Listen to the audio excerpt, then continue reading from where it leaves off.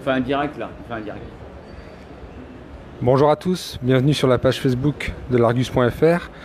On est au Mondial de l'Auto sur le stand Tesla pour découvrir ensemble la Model 3.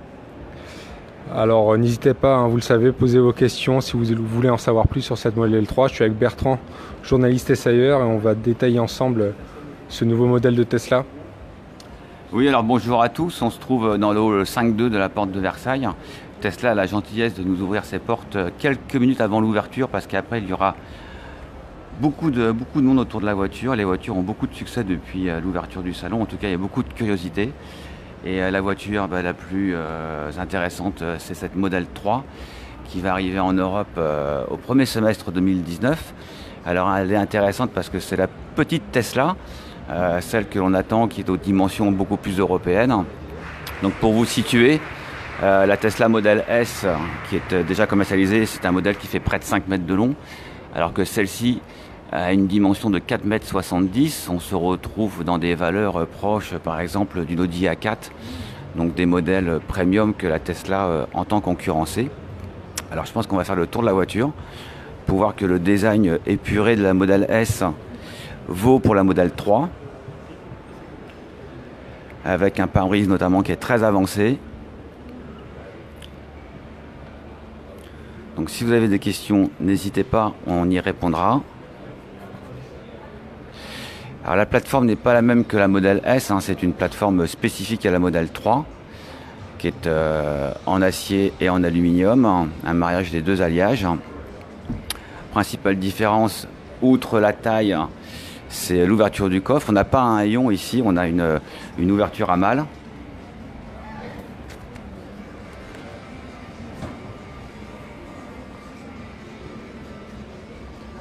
Alors Anthony qui nous demande pour l'intérieur, on y viendra après.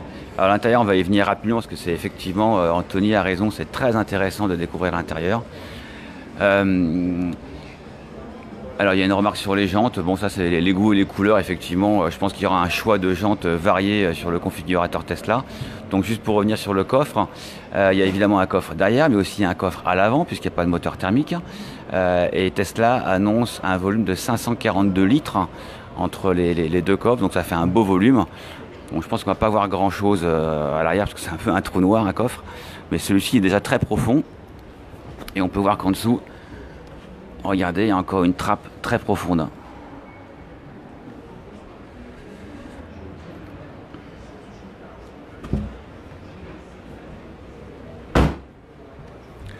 Alors avant d'aller à l'intérieur, un petit mot sur les batteries et les puissances proposées, puisque donc la Model S sera proposée avec deux puissances de batterie.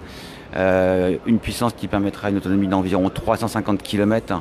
Ça c'est l'homologation américaine qui devrait être assez proche de l'homologation européenne. Et la deuxième batterie plus puissante permettra une autonomie de 500 km. Donc c'est quand même le point fort de Tesla. Donc c'est les mêmes types de batteries que la Model S, c'est-à-dire des batteries lithium-ion. Alors le prix, pour l'instant il n'y a pas de prix en Europe. La voiture sera commercialisée au premier semestre 2019. On peut la précommander sur le site contre un acompte de 1 000 €. La seule indication qu'on peut vous donner, c'est que le prix aux États-Unis de 35 000 $ pour la version de base hors taxe. Donc il faut compter évidemment l'importation, les taxes. Je pense qu'on va être dans un tarif équivalent à une Audi A4 pour un modèle de milieu de gamme, c'est-à-dire dans les 45 000 €, duquel on pourra déduire les 6 000 € qui sont alloués, les 6 000 € de bonus qui sont alloués aux véhicules électriques.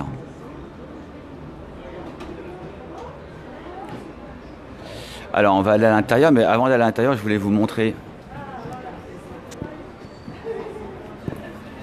une spécificité de la Model 3. Ce sont les poignées affleurantes ici.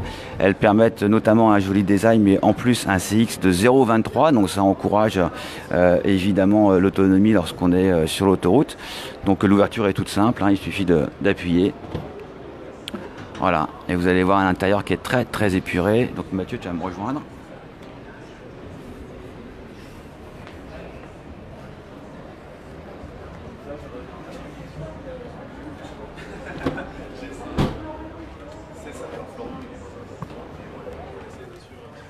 Voilà, alors bienvenue dans la Model 3.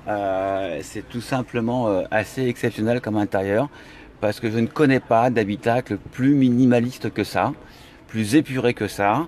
C'est simple, vous pouvez chercher partout sur la planche de bord. Il n'y a aucune touche, il y a une seule commande.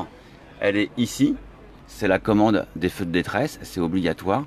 Tout le reste passe par cet écran tactile qui fait 15 pouces, qui est positionné ici de manière horizontale, alors que dans la modèle S, il est de manière verticale en 17 pouces. Moi, je trouve mieux intégré ici, avec ce support flottant. En fait, c'est une véritable tablette tactile qui est évidemment très bien faite.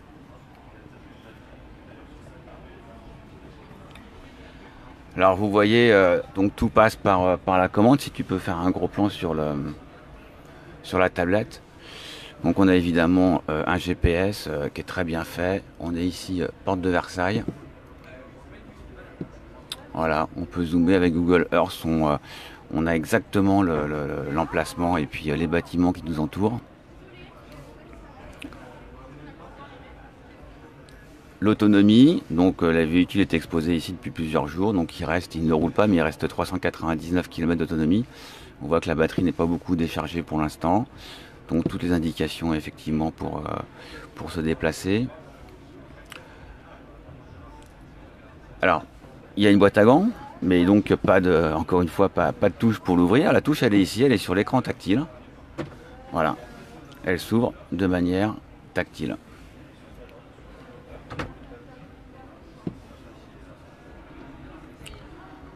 Donc ici, on peut attribuer, il y a deux petites touches sur le volant. On peut attribuer des commandes, notamment pour régler le réglage en profondeur du volant et pour régler les rétroviseurs. Ça aussi, ça passe uniquement par ces deux touches-là. Alors moi, je me trouve très bien installé dans la Model 3. Sincèrement, on a un pare-brise qui est très avancé, qui fait un peu panoramique. On a une position de conduite un petit peu allongée, un petit peu couchée, un peu comme dans un coupé. C'est très agréable. Et on peut voir aux places arrière, si tu veux passer à l'arrière, Mathieu.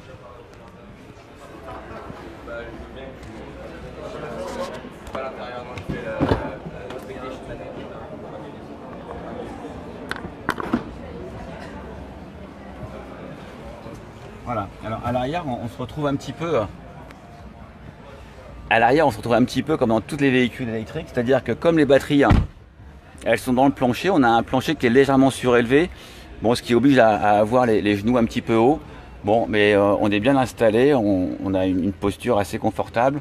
Un double toit vitré que tu peux filmer, Mathieu, parce qu'il est à la fois sur l'avant et sur l'arrière.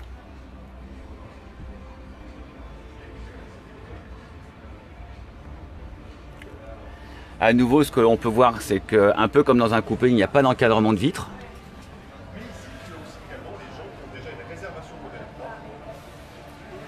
Donc ça en fait c'est un peu comme dans la nouvelle 508 en fait, hein, c'est très à la mode d'avoir ces coupés, pas ces coupés mais ces berlines très basses et sans encadrement de vitres. Alors si vous avez des questions n'hésitez pas, je vais ressortir de la voiture.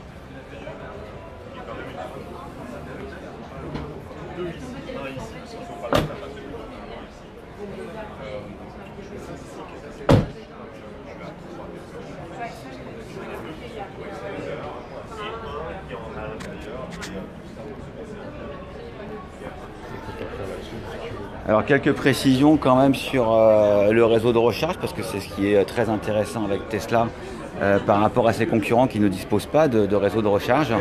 Tesla a mis ça en place depuis plusieurs années maintenant. Et pour vous donner un exemple, donc si vous êtes propriétaire d'une Model 3 à partir du premier semestre 2019, vous disposez en France de 63 stations de recharge qui comprennent 500 bornes. Donc il n'y a pas de réseau plus étendu que ça actuellement. C'est un réseau spécifique à Tesla et c'est aujourd'hui le point fort, notamment par rapport à l'offre des constructeurs allemands qui réclament des réseaux à haut débit qui n'existent pas tout simplement. Alors on me pose la question sur le coffre 530 litres et c'est exactement 542 litres en comprenant à la fois le coffre avant et le coffre à l'arrière. Alors évidemment la Model 3 elle est équipée du système ProPilot qu'on retrouve sur la Model S. Elle a exactement les mêmes systèmes au niveau de la technologie. Tout ça, c'est avec 8 caméras, 12 capteurs ultrasons pour que le véhicule profite du système ProPilot. Le crash test n'est pas encore connu en Europe, mais la voiture vient d'obtenir 5 étoiles au crash test américain, donc il n'y a pas de raison que ce soit la même note en Europe. Alors j'ai pas les perfs. Alors si j'ai une performance. Alors j'ai une performance pour le modèle propulsion qui fait un 0 à 100 km/h en 5 secondes 4. C'est vrai que Tesla communique beaucoup sur les performances. Donc 5 secondes 4 de 0 à 100 km/h pour le modèle de base.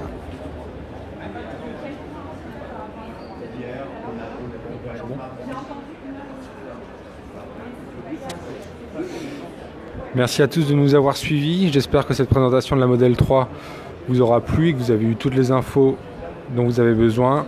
On se dit très bientôt sur la page Facebook de l'Argus.fr et bien sûr sur notre site l'Argus.fr. Salut, ciao.